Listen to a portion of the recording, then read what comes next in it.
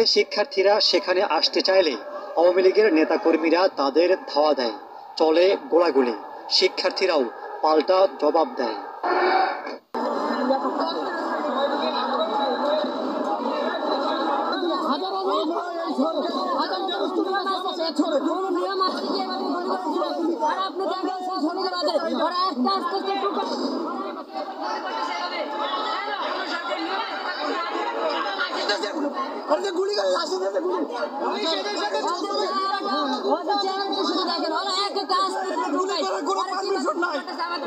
গুলি করে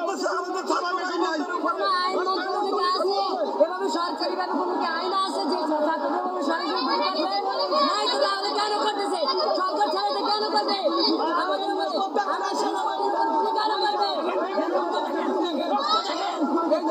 গুলি লাগছে, গুলি লাগছে। এইখানে একটা আপনি দেখেন, এটা গুলি না তো কি? এটা গুলি